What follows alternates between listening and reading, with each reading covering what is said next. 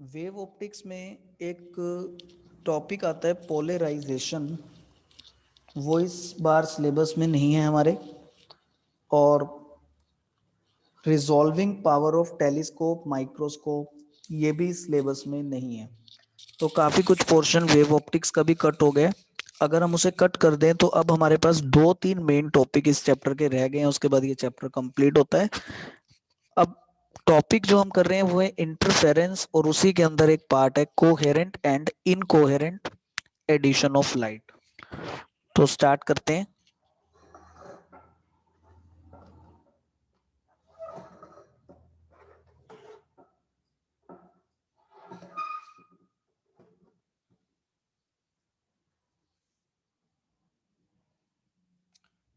First point, कल हम कर रहे थे interference.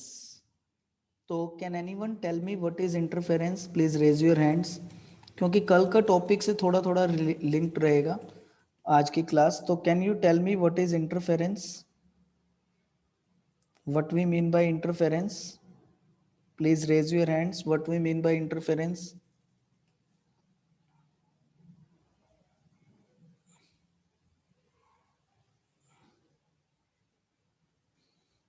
Adding waves, right.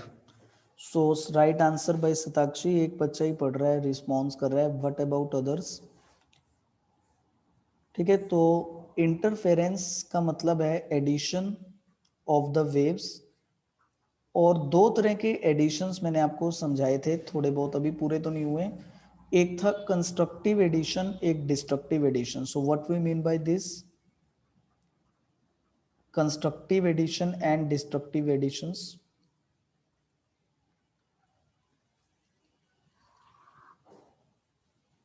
Please raise your hands. What you mean by constructive and destructive interference?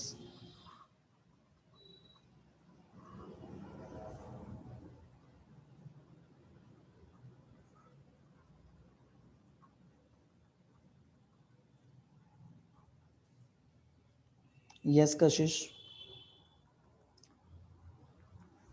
Destructive interference, the total interference is zero because Hmm. it cancels out, and in constructive interference, it becomes twice. Okay, okay, good. तो ये जो interference है ना बच्चों, ये एक basic result पर based है। इस रिजल्ट को हम कहते हैं superposition principle. So the interference is based upon superposition principle. Light waves shows this superposition principle. So what do you know about superposition principle? Satakshi, Kashish, what is superposition principle? Yes, Kashish.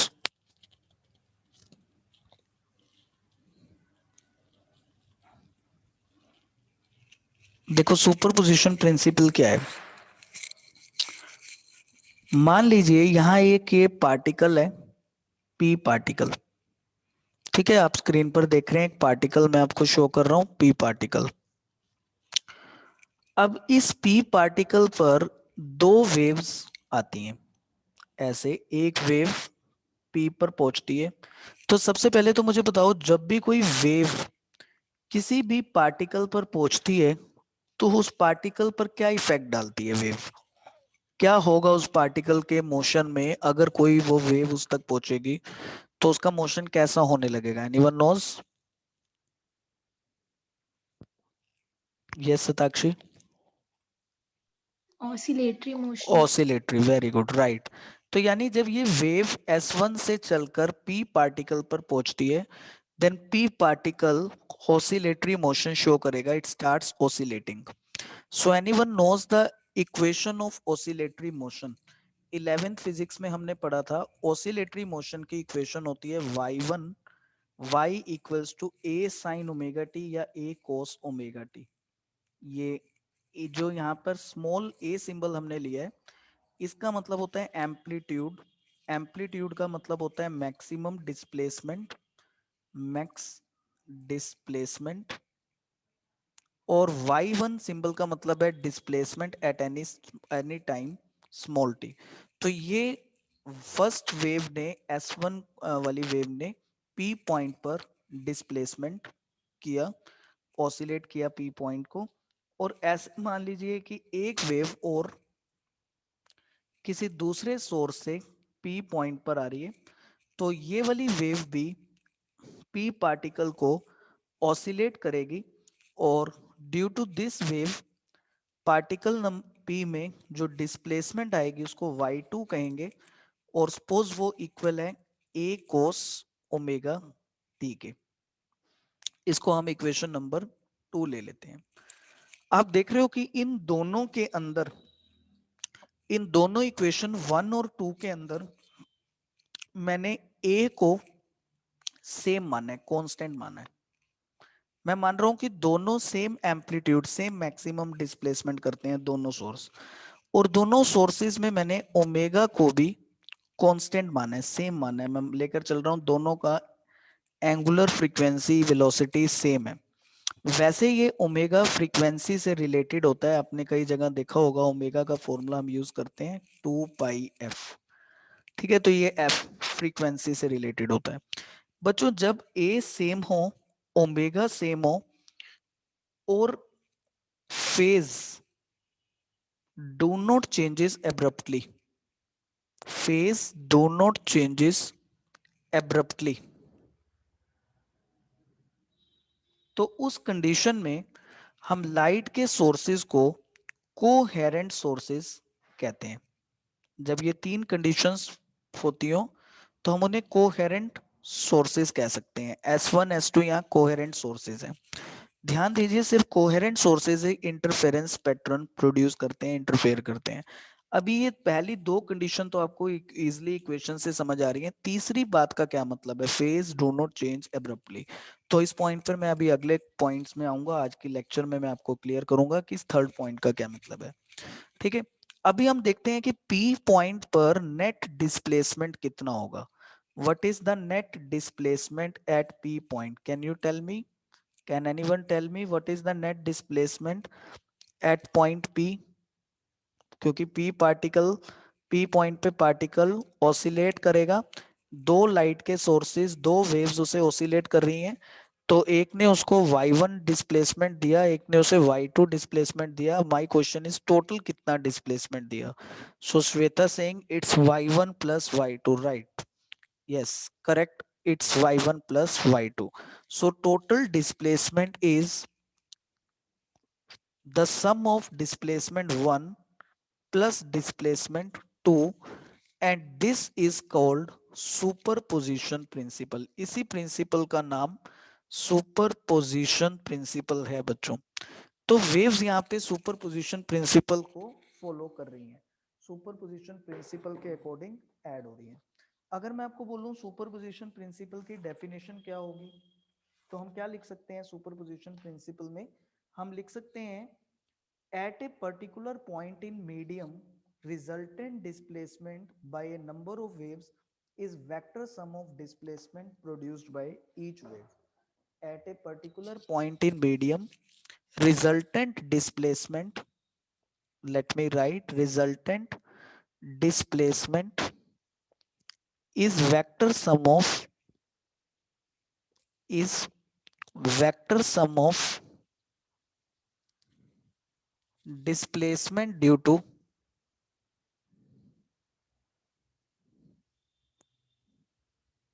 individual waves. Resultant displacement is vector sum of displacement due to individual wave. इसे कहते हैं superposition principle. अब आप बच्चे बोलोगे अगर ऐसा है resultant displacement is vector sum of individual displacement, तो मैंने यहाँ पे इक्वेशन नंबर 3 में वेक्टर एडिशन क्यों नहीं किया? मैंने तो डायरेक्ट लिख दिया y1 प्लस y2।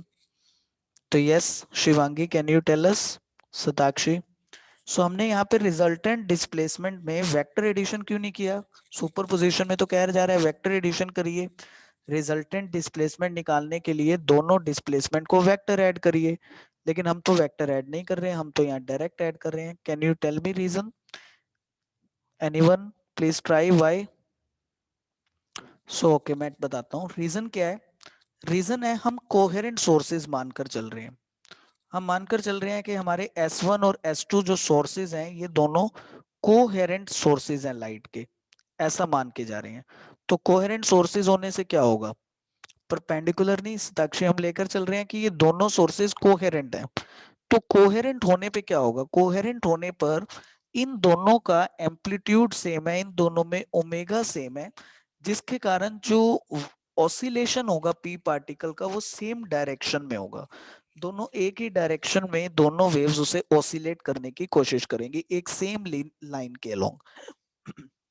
जैसे देखिए ये पी पार्टिकल है, अब वेव्स इसको एक ही लाइन के लॉन्ग ऑसिलेट करना स्टार्ट करेंगे, इस लाइन के लॉन्ग, ये मैं बना रहा हूं इसके लॉन्ग, ठीक है, किसी भी मतलब एक लाइन के लॉन्ग ही यहाँ पर ऑसिलेशन होगा, इसलिए हम दोनों की डिस्प्लेसमेंट्स को डायरेक्टली ऐड कर सकते हैं। अगर हम ऐसा करें तो हमारे पास नेट डिस्प्लेसमेंट कितनी हो गई, तो net displacement of particle at point P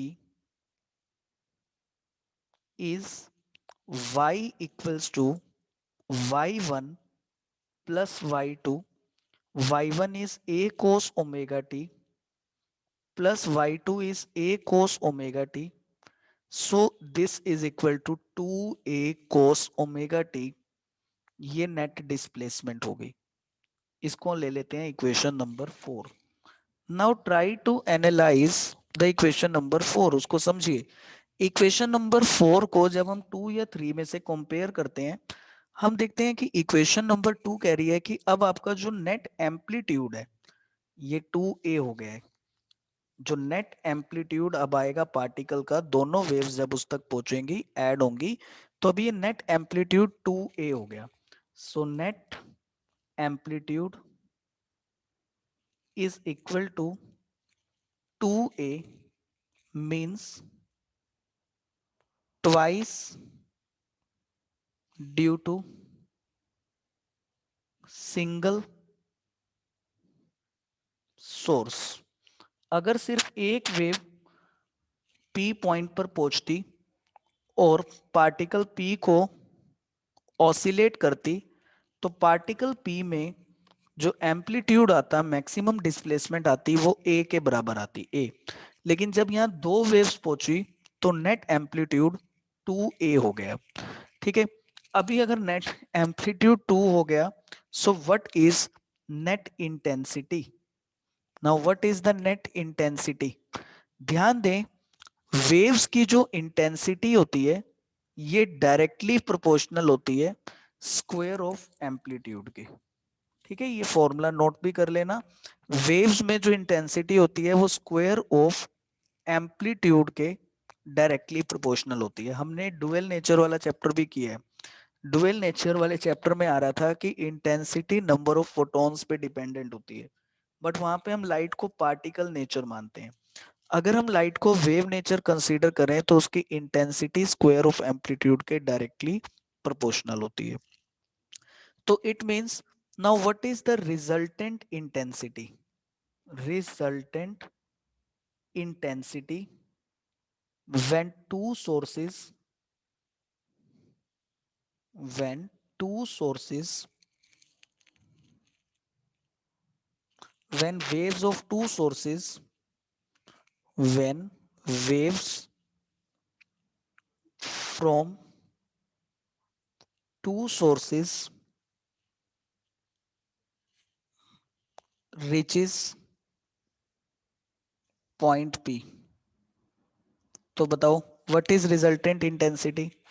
so resultant intensity is square of the amplitude, amplitude क्या है 2a, 2a स्क्वायर के प्रोपोर्शनल होगा। So I is equal to some constant multiplied by 4a square, ठीक है। तो अब हमारी resultant intensity हो गई constant k multiplied by 4a square, ठीक है। तो इसको हम ले लेते हैं यहाँ पर एक इक्वेशन, इक्वेशन नंबर 5 बोल देते हैं। अब हम इसे कंपेयर करते हैं उस इंटेंसिटी से जब सिर्फ एक सोर्स की वेव पी पॉइंट पर पहुंचती, intensity when wave from single source reach point P.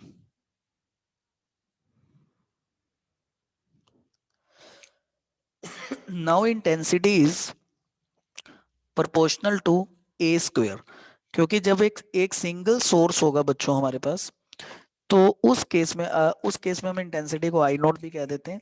तो उस केस में हमारी इंटेंसिटी ए स्क्वायर के प्रोपोर्शनल होगी ना, क्योंकि हमारा एम्पलीट्यूड सिंगल सोर्स के केस में तो ए है। जब हमने दो सोर्सेज लिए, दोनों ने इंटरफेयर किया, तब हमारा एम्पलीट्यूड डबल हुआ। तो ये आ गई हमारे पास एक इक्वेशन नंबर 6, जिसमें आई नोट सिंबल का मतलब है intensity due to single source, और आई सिंबल का मतलब है इंटेंसिटी जब दो सोर्सेज की वेव ऐड हो रही है, इंटरफेयर कर रही है। From equation number 5 and 6, from equation 5 and 6, we find I divide by I node is equal to 4ka square divide by ka square, it is equal to 4, and I is equal to 4I node. ठीक है, so when two sources, when two coherent sources interfere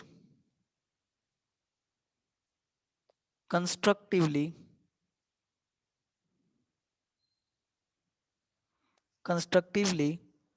then resultant intensity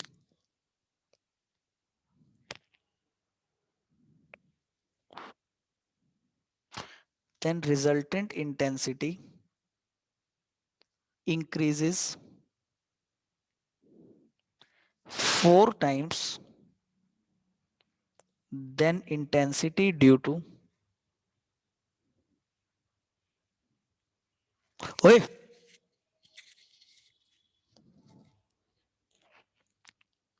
then intensity due to single source, then intensity due to single source। तो एक single source से अगर आई node intensity आती है, यहां पर हमारे पास इंटेंसिटी 4 टाइम्स ज्यादा आएगी। ठीक है, 4 टाइम्स ज्यादा हो जाएगी। तो इस तरह के इंटरफेरेंस को कंस्ट्रक्टिव इंटरफेरेंस कहते हैं। तो इस पॉइंट को नोट करना है कि जब भी कंस्ट्रक्टिव इंटरफेरेंस होगा, आपकी इंटेंसिटी सिंगल सोर्स की इंटेंसिटी से 4 टाइम्स ज्यादा हो जाएगी। So this kind of addition is called a constructive interference. दूसरी तरफ यहां देखा जाए तो एम्पलीट्यूड डबल हो गया और इंटेंसिटी ट्वाइस हो गई है। ठीक है, सुपरपोजिशन प्रिंसिपल हमने अप्लाई किया है। दो लाइट के सोर्सेज थे S1 S2, उन दोनों ने कोहेरेंट सोर्सेज थे, दोनों से वेव बनी और पी पॉइंट पे पहुंच गई। पी पॉइंट पे दोनों ने कंस्ट्रक्टिवली ऐड करा, दोनों को हमने ऐड कर दिया, net displacement 2a cos omega t आ गया, एम्पलीट्यूड 2a आ गया। इंटेंसिटी एम्पलीट्यूड के स्क्वायर पर डिपेंड होती है, तो इंटेंसिटी एक सिंगल सोर्स के कंपेयर में 4 टाइम्स इंक्रीज हो गई। इस तरह के सोर्सेज को कहते हैं कोहेरेंट सोर्सेज, और इस एडिशन को कहते हैं कंस्ट्रक्टिव इंटरफेरेंस। अभी मैं आपको थोड़ा सा ग्राफिकली समझाने की कोशिश करता हूं कि कोहेरेंट और इनकोहेरेंट सोर्सेज में क्या डिफरेंस होता है। देखिए, ये S1 एक सोर्स है, S1 सोर्स से वेव ऐसे चलकर एक P पॉइंट पे पहुंचती है, यहां P पॉइंट है। ठीक है, S2 सोर्स से एक वेव उसी P पॉइंट तक जा रही है S2 सोर्स से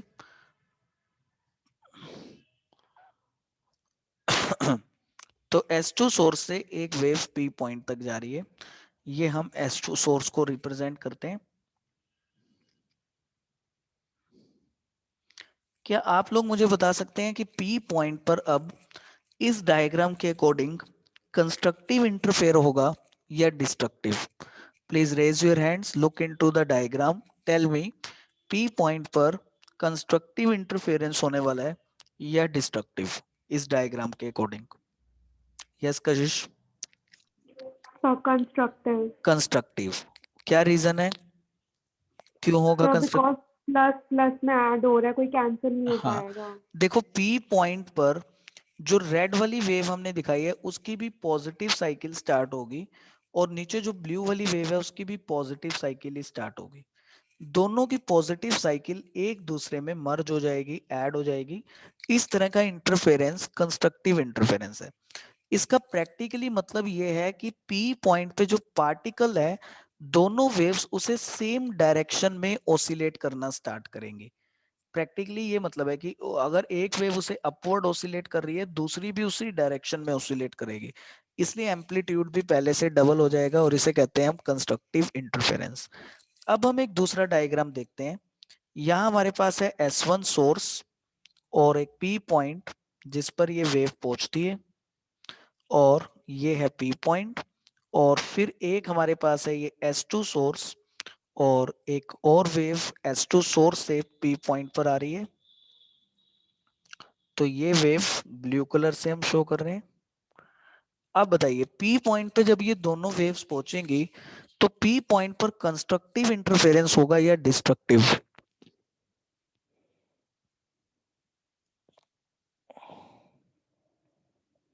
हाँ जी कशिश? So destructive. अब डिस्ट्रक्टिव होगा। उसका क्या रीजन है डिस्ट्रक्टिव होने का?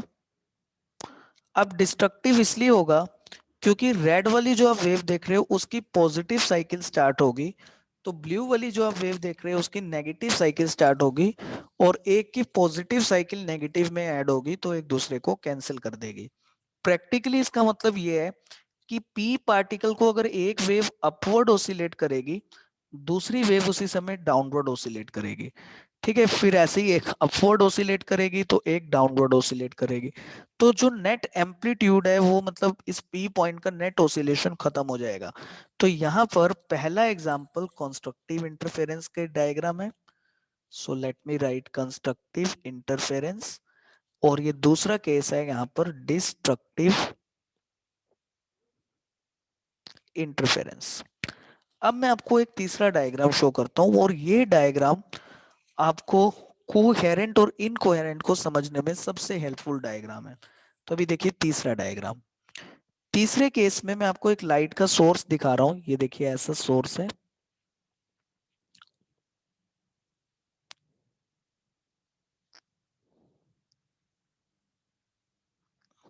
और यहाँ एक पी पॉइंट है, और ये लाइट का दूसरा सोर्स है, ये S1 है और ये S2 है।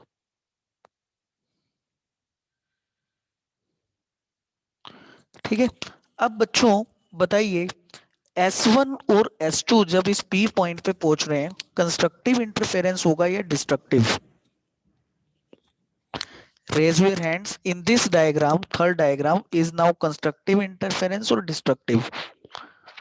श्वेता सेइंग डिस्ट्रक्टिव, हर्ष कह रहा है डिस्ट्रक्टिव, अंबिका कह रही है डिस्ट्रक्टिव, हनी कह रही है डिस्ट्रक्टिव।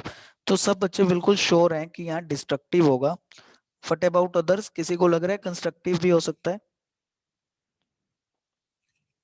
यस कशिश, आपको क्या लग रहा है, constructive destructive?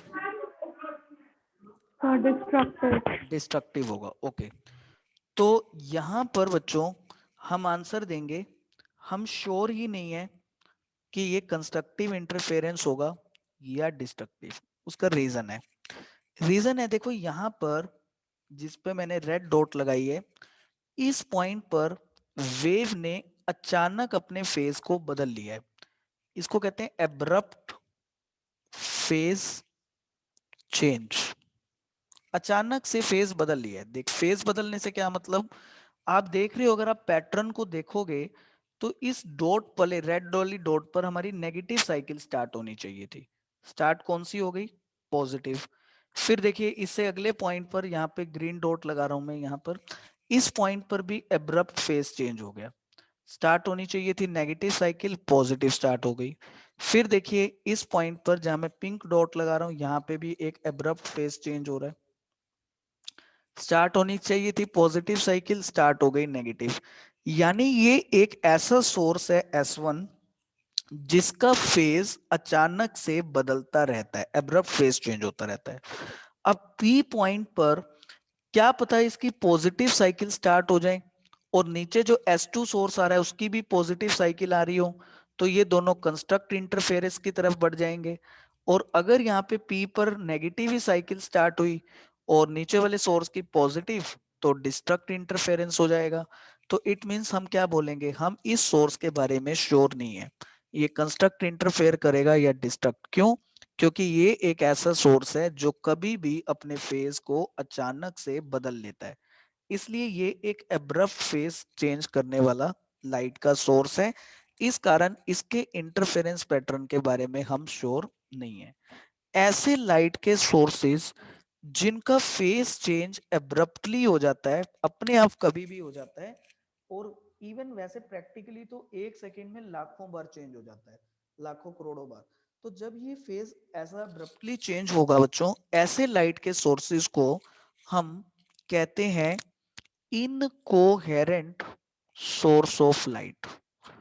Incoherent sources of light, okay. और जिन लाइट के सोर्सेज में फेज कभी भी ऐसे अब्रप्टली चेंज नहीं होता, जैसे देखिए डायग्राम नंबर 1 में और डायग्राम नंबर 2 में जैसा पैटर्न है वैसा ही चल रहा है, ये नहीं कि अचानक कहीं पे भी कुछ भी बदल गया। तो ऐसे लाइट के सोर्सेज कहलाते हैं coherent source of the light. Coherent source of light.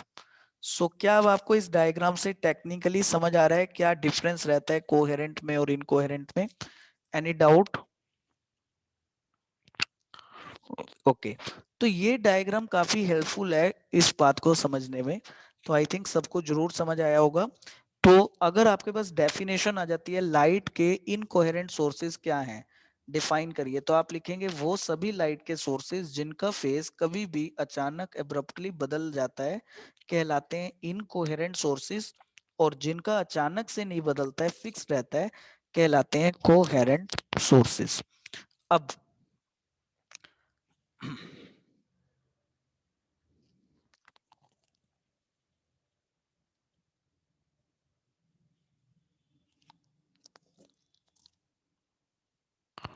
अब देखिए बच्चों, हमारे जितने भी ऑर्डिनरी लाइट सोर्सेज हैं, ध्यान दीजिएगा इस पॉइंट पर, ये पेपर में क्वेश्चन भी आया हुआ है। Ordinary source of light, ordinary source of light, ये सब ऑर्डिनरी सोर्सेज इनकोहेरेंट सोर्सेज हैं। इनकोहेरेंट सोर्सेज कौन से ऑर्डिनरी सोर्सेज? जैसे हमने ले लिया कोई बल्ब, ट्यूबलाइट, एलईडी बल्ब, ये सारे के सारे लाइट के सोर्सेज इनकोहेरेंट है।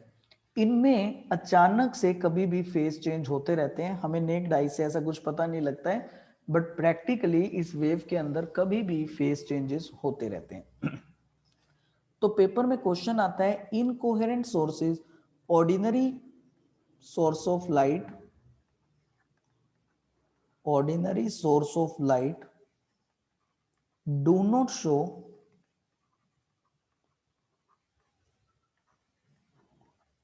interference pattern, do not show interference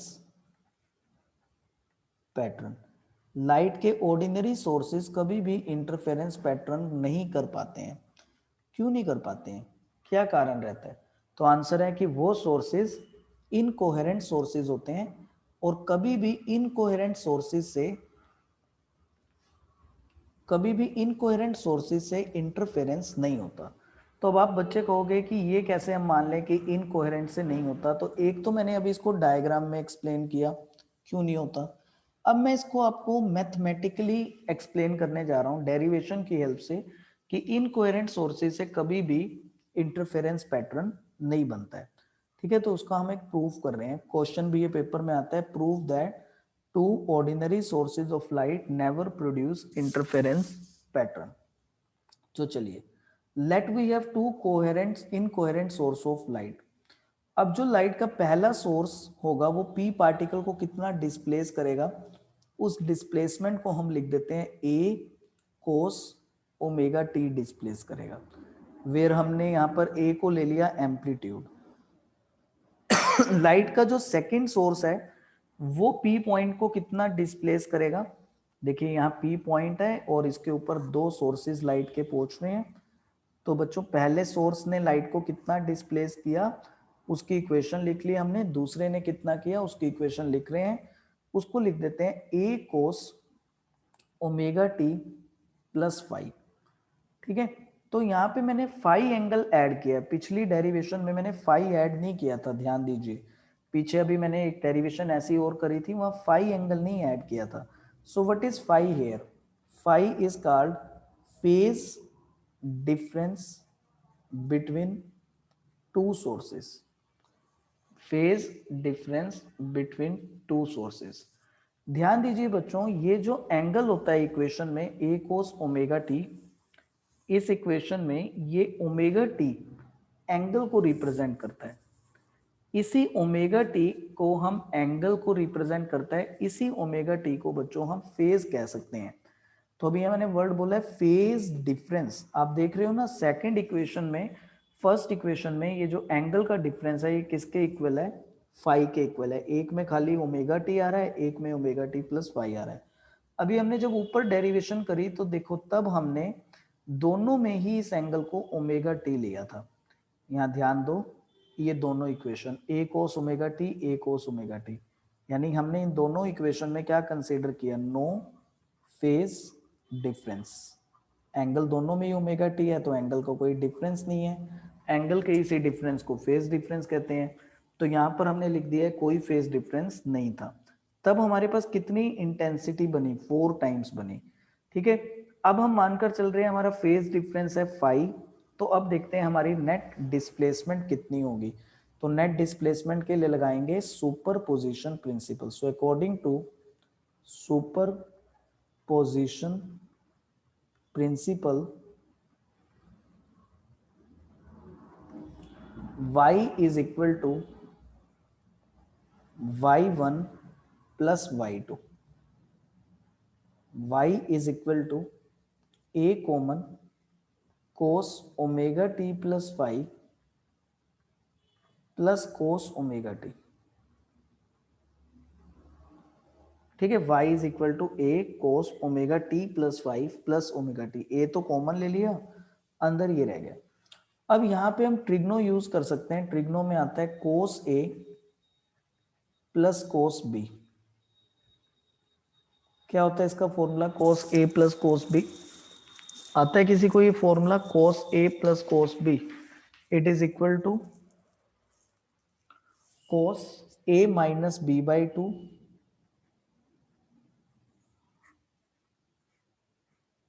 cos a plus cos b किसके इक्वल होगा? 2 cos a minus B by 2 into cos a plus b by 2। तो ये आइडेंटिटी यूज करनी है हमें, और हमारे पास यहाँ नेट डिस्प्लेसमेंट हो जाएगी a 2 cos a minus B omega T plus 5 minus omega T divide by 2 into cos a plus B omega T plus 5 plus omega T divide by 2। So y is equal to 2a cos 5 by 2 into cos 2 omega T plus 5 by 2। तो देखो ये एक equation आ गई है बच्चों हमारे पास displacement के लिए। ठीक है, तो नेट इक्वेशन डिस्प्लेसमेंट के लिए ये थर्ड इक्वेशन आ गई है। क्या आप मुझे बता सकते हो इस इक्वेशन को देखकर कि अब हमारा एम्पलीट्यूड कितना है? अब हमारा कितना एम्पलीट्यूड है इस इक्वेशन में? नेट एम्पलीट्यूड कितना आ रहा है बच्चों? श्वेता कह रही है 2a आ रहा है। नहीं, अब हमारा नेट एम्पलीट्यूड 2a नहीं आ रहा है बेटा, ये पूरी टर्म अब हमारा एम्पलीट्यूड है। देखो हमारी इक्वेशन होती है Shweta y is a cos omega t। तो cos ओमेगा t से पहले लिखी हुई टर्म हमारा एम्पलीट्यूड होता है, तो वहां पर a था एम्पलीट्यूड। अब इस तरह यहां पर हमारा ये नेट एम्पलीट्यूड आ रहा है जब ये दो सोर्सेस ऐड होंगे। सो net amplitude is 2a cos phi by 2। कोई डाउट यहां तक? ये डेरिवेशन भी इंपॉर्टेंट है और इस डेरिवेशन में बड़े इंपॉर्टेंट रिजल्ट्स भी बन रहे हैं जो पेपर में क्वेश्चंस आएंगे उनके ऊपर बेस्ड, उनका हम यूज करेंगे अभी न्यूमेरिकल्स में। ठीक है, तो ये है नेट एम्पलीट्यूड अब हमारा। तो अब आप देखते हो कि जब हमारे दोनों सोर्सेज में फेज डिफरेंस 0 था तो नेट एम्पलीट्यूड 2a था। अगर फेज डिफरेंस 0 ना हो, फाई हो, तो नेट एम्पलीट्यूड कितना होगा? वो मैं यहाँ लिख देता हूं ऐसे, नेट एम्पलीट्यूड, नोट कर लेना इस पॉइंट को, net amplitude when phase difference between sources, when phase difference between sources is phi is, तो अभी आपका यहाँ नेट एम्पलीट्यूड आ रहा है 2a cos phi by 2। ये आपका नेट एम्पलीट्यूड आ रहा है 2a cos phi by 2, यानी ये एम्पलीट्यूड अब आपके फेज डिफरेंस पर डिपेंड करता है। तो अभी हमारी नेट इंटेंसिटी कितनी आ रही है फिर? तो अब ये कहते हैं नेट इंटेंसिटी होती है square of the amplitude. So net intensity कितनी मिल रही है हमें, तो उसको लिखेंगे इंटेंसिटी को, net intensity is equal to constant multiplied square of amplitude. तो ये आ रही है k multiplied 4a square cos square 5/2 net intensity 4a square k cos square 5/2, ये नेट इंटेंसिटी आ रही है। अब देखो बच्चों, अगर हमारा सिंगल सोर्स यूज होता तो हमारी इंटेंसिटी होती आई नोट, और उस आई नोट की वैल्यू होती k इंटू एम्पलीट्यूड स्क्वायर। ठीक है, सिंगल सोर्स के लिए जैसे अभी ऊपर किया था, तो यहाँ पर लिख देते हैं सिंगल सोर्स। अगर हमारा सिंगल सोर्स होता तो एम्पलीट्यूड सिर्फ ए होता और हमारी इंटेंसिटी के ए स्क्वायर होती, और सिंगल सोर्स की इस इंटेंसिटी को हम आई नोट से शो करते हैं। अब इट मीन्स हमारी नेट इंटेंसिटी आ रही है जब हमारे दो सोर्सेज हैं और दोनों सोर्सेज में फाइव एंगल का फेज डिफरेंस है, तो हमारी नेट इंटेंसिटी कितनी बन रही है बच्चों? ये बन रही है के 4i0 cos square 5/2। So this formula is very important formula, very important। इसका जब मैं अभी क्वेश्चंस करवाऊंगा तब देखना, आप क्वेश्चन नहीं बता पाएंगे और इस फॉर्मूला से बहुत आसानी से हम क्वेश्चन निकालेंगे। Net intensity 4i0 cos square 5/2।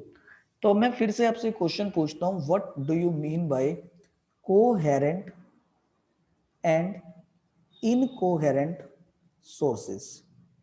What we mean by coherent and incoherent sources? मैं आपको 2-3 ऑप्शंस देता हूं, उसके अकॉर्डिंग आप आंसर देना। पहला ऑप्शन है फोर सोर्सेज हैव, जिनमें फेज का डिफरेंस हो, हैव फेज डिफरेंस। और सेकंड ऑप्शन है have the phase difference which changes abruptly with time। तो किसे कहते हैं बच्चों कोहेरेंट सोर्सेज? इन दोनों ऑप्शंस में से वो सोर्स जिनमें फेज डिफरेंस हो, या वो सोर्स जिनमें फेज डिफरेंस हो और वो बदलता भी हो, या दोनों को ही कोहेरेंट इनकोहेरेंट कह सकते हैं, और ऑप्शन डी इनमें से कोई भी नहीं। सो क्या लगता है बच्चों आपको कौन सा ऑप्शन सही है?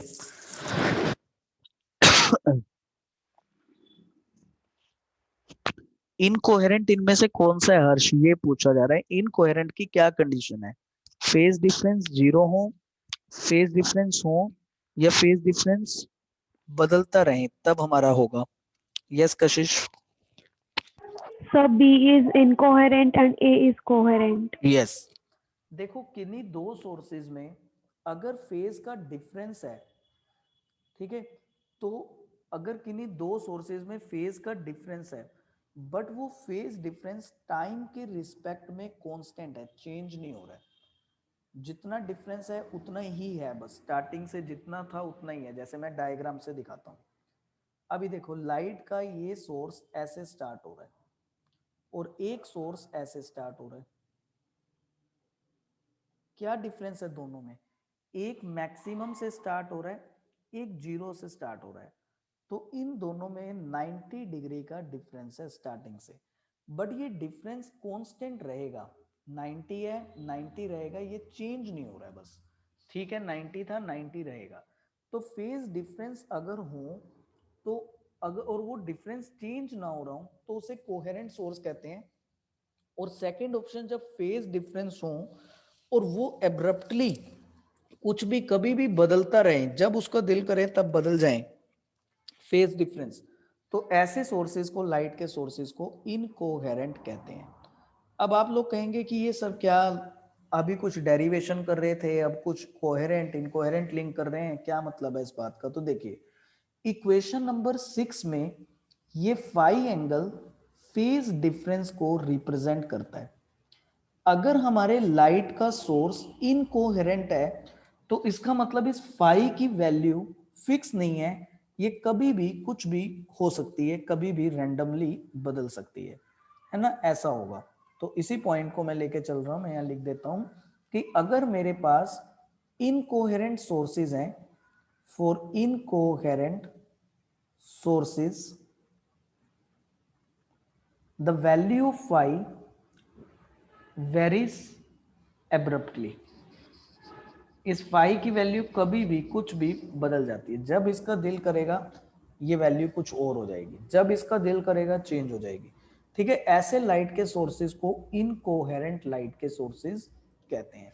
ऐसे सोर्सेज में बच्चों कोस स्क्वायर 5/2 की कोई फिक्स्ड वैल्यू नहीं ली जा सकती, can not have a fixed value, इस पूरी वैल्यू का कोई भी फिक्स्ड वैल्यू नहीं आ सकता, can not have a fixed value. आप लोग कहेंगे क्यों नहीं आ सकता? क्योंकि फाई का कुछ पता ही नहीं है, वो कभी भी कुछ भी बदल रहा है, कभी भी कुछ भी हो रहा है। तो जब हम उसकी कोई फिक्स्ड वैल्यू नहीं ले सकते तो हम लेते हैं इसकी एवरेज वैल्यू, ठीक है। अब कुछ फिक्स्ड वैल्यू तो है नहीं, तो हमें क्या करना होगा? एवरेज लेना होगा। और कोस स्क्वायर फंक्शन की, कोस स्क्वायर थीटा की एवरेज वैल्यू 1/2 होती है एक पूरी साइकिल में। कोस थीटा की एवरेज वैल्यू 0 होती है पूरी साइकिल में, क्योंकि कोस स्क्वायर 5/2 की 1/2 होती है। तो मैं इसकी एवरेज वैल्यू यहाँ पे इक्वेशन नंबर 6 में पुट कर रहा हूं to get the intensity. So we write putting average value in equation 6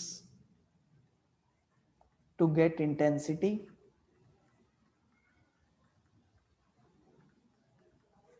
then we find I is equal to 4I note, और इस फंक्शन की एवरेज वैल्यू है 1/2, we get only 2I note. तो ये देखो नेट इंटेंसिटी ट्वाइस आ रही है, net intensity twice, net intensity twice ही आ रही है बस। जबकि अभी हमने पढ़ा था कि जब दो लाइट के सोर्सेज कोहेरेंट सोर्सेज हैं तो वहां पर हमारी नेट इंटेंसिटी 4 टाइम्स ज्यादा आ रही थी, नेट इंटेंसिटी 4I नोट, और यहां पे हमारे पास नेट इंटेंसिटी सिर्फ ट्वाइस आ रही है। तो जो कि क्लियरली शो करता है कि two incoherent sources of light, two incoherent sources of light cannot produce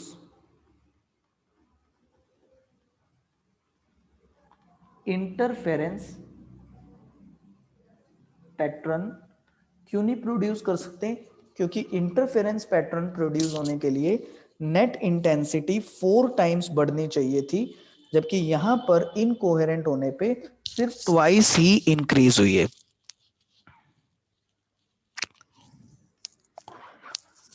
अब अंबिका पूछ रही है इसमें लाइट के सोर्स दो होते हैं या दो से ज्यादा भी हो सकते हैं, तो बेटा दो होते हैं। इंटरफेरेंस के लिए लाइट के सोर्सेज हमें दो लेके चलने हैं, ठीक है, दो सोर्सेज में इंटरफेरेंस होता है, ठीक है। अब यहां पर आप इस पॉइंट को ध्यान से समझ लीजिए, एक बार दोबारा देख लीजिए चाहे, तो मैं आपको ऊपर स्क्रीन से एक बार फिर से लेके चलता हूं ऊपर और दिखाता हूं कि आज के क्लास में हमने क्या क्या पॉइंट सीखे। प्लीज अभी क्लास लीव मत करना, एक बार इंपॉर्टेंट पॉइंट और डिस्कस करना है मुझे, एक सेकेंड रुक जाइए बस, ठीक है। एक बार आज के पूरे रिजल्ट को हम समराइज करते हैं, ध्यान से देखते हैं क्या क्या इंपॉर्टेंट है, कैसे करना है। तो देखो सुपरपोजिशन प्रिंसिपल हमने पढ़ा। सबसे पहले हमने यहाँ पर दो लाइट के सोर्सेज ले लिए, ठीक है, ए कोस ओमेगा टी और ए कोस ओमेगा टी। यहाँ हमने दोनों सोर्सेज को सेम इक्वेशन में ले लिया। इसका मतलब हमने कोई फेज डिफरेंस नहीं लिया, और हमने ऐसा भी नहीं माना कि फेज डिफरेंस अभी स्टार्टिंग में तो जीरो है और एंड तक हम मान रहे हैं कि लास्ट तक भी जीरो ही रहता है। हमने बिल्कुल दो सिमिलर सोर्स ले लिए, उनका एम्पलीट्यूड सेम, उनकी एंगुलर फ्रीक्वेंसी सेम, उनका फेज डिफरेंस जीरो। ऐसे सोर्सेज को मैंने अभी आपको यहाँ पे बताया कि इन्हें कहते हैं कोहेरेंट सोर्सेज। अब मैंने कोहेरेंट सोर्सेज लेकर इनको इंटरफेयर करवाया, दोनों को ऐड करा। सुपरपोजिशन के अकॉर्डिंग जो नेट अब डिस्प्लेसमेंट होगी पी पार्टिकल की वो 2a cos ओमेगा टी होगी, यानी एम्पलीट्यूड पहले से डबल हो जाएगा। एम्पलीट्यूड डबल होने का मतलब अब इंटेंसिटी पहले से 4 टाइम्स ज्यादा हो जाएगी, और इंटेंसिटी 4 टाइम्स ज्यादा होने का मतलब पहले इंटेंसिटी आई नोट थी, अब 4 I0 हो गई, तो ये जो रेशियो है वो आपके पास 4 टाइम्स ज्यादा आ जाएगी, I is equal to 4 I0। So लिखते हैं when two coherent sources interfere constructively the result intensity increases 4 times. कहते हैं जब भी हमारे दो कोहेरेंट सोर्सेज इंटरफेयर करेंगे हमारी जो रिजल्ट इंटेंसिटी है वो पहले से 4 टाइम्स ज्यादा हो जाएगी। हमने ये रिजल्ट प्रूव किया। फिर हमने लाइट के सोर्सेज में समझा कि इन इनकोहेरेंट सोर्सेज क्या है। तो इस डायग्राम में आया कि जिन सोर्सेज में अचानक से कुछ भी फेज का चेंज हो जाता हो, एब्रप्ट फेज चेंज आते हो, वो लाइट के सोर्सेज इनकोहेरेंट लाइट के सोर्सेज कहलाते हैं, जिनमें कभी भी कुछ भी फेज अचानक बदलता रहता हूं। ऐसे सोर्सेज में प्रिडिक्ट करना कि पी पॉइंट कंस्ट्रक्टिव इंटरफेयर करेगा या डिस्ट्रक्टिव, ये पॉसिबल नहीं है, ठीक है। अब इस कारण से यहाँ इंटरफेरेंस पैटर्न भी हमें देखने को नहीं मिलेगा। तो अब इसको हमने फिर मैथमेटिकली प्रूव किया। आपके पास पेपर में 3 मार्क्स में ये मैथमेटिकल प्रूव आएगा कि इनकोहेरेंट सोर्सेज क्या होते हैं और वो कभी भी इंटरफेरेंस पैटर्न क्यों नहीं प्रोड्यूस करते हैं, इसको मैथमेटिकली प्रूव करिए। तो अभी इसका मैथमेटिकल प्रूफ क्या है, तो इसके मैथमेटिकल प्रूफ में हम यहाँ पर दो लाइट के सोर्स ले लेते हैं, एक की इक्वेशन को a cos ओमेगा टी मान लिया और एक की डिस्प्लेसमेंट को a cos omega T plus 5 मान लिया। दोनों में हमने 5 फेज डिफरेंस कंसीडर कर लिया। सुपर पोजिशन के अकॉर्डिंग हमने रिजल्टेंट डिस्प्लेसमेंट निकाली, ट्रिग्नो अप्लाई किया, cos a plus cos b को 2 cos a minus B by two cos A plus B by two लगाया, और हम इक्वेशन नंबर 3 पे पहुंच गए। वहां से नेट एम्पलीट्यूड आ गया 2a cos 5/2, और इंटेंसिटी एम्पलीट्यूड के स्क्वायर पे डिपेंड होती है, तो नेट इंटेंसिटी आ गई 4I0 cos स्क्वायर 5/2। अब ये देखो ये जो फाई है यहाँ पे फेज डिफरेंस, अगर ये कांस्टेंट रहे तो सोर्स बन जाएगा कोहेरेंट सोर्स, और अगर इस फेज डिफरेंस का कुछ अता पता ना हो, ये कभी भी कुछ भी बदलता हो, एब्रप्टली चेंज हो जाता हूँ, कभी किस एंगल, कभी कोई फेस, कभी कोई, एब्रप्टली चेंज होता हूँ, तो ऐसे ऐसे सोर्सेज को हम इनकोहेरेंट सोर्सेज कहते हैं।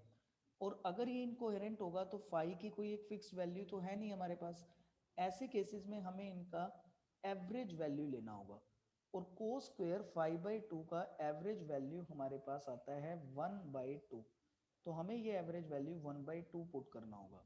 ये 1/2 पुट करने से हमारा आंसर 2I0 रह जाता है, यानी हमारी इंटेंसिटी सिर्फ ट्वाइस इंक्रीज हो रही है। अब अगर हमारे को इंटरफेरेंस पैटर्न बनाना है तो इंटेंसिटी 4 टाइम्स बढ़नी चाहिए, जबकि यहाँ इंटेंसिटी सिर्फ कितनी इंक्रीज हुई है, ट्वाइस। इसलिए हम कह सकते हैं कि दो इनकोहेरेंट सोर्सेज कभी भी कंस्ट्रक्टिव इंटरफेरेंस पैटर्न नहीं बनाते। तो आज का ये टॉपिक प्लीज आप दोबारा प्रैक्टिस सभी जरूर करेंगे, जरूर जरूर। ये 3 मार्क्स में आता है। और कल नेक्स्ट मैं पहले इसके कुछ क्वेश्चंस करवाऊंगा और फिर यंग्स एक्सपेरिमेंट डिस्कस करेंगे।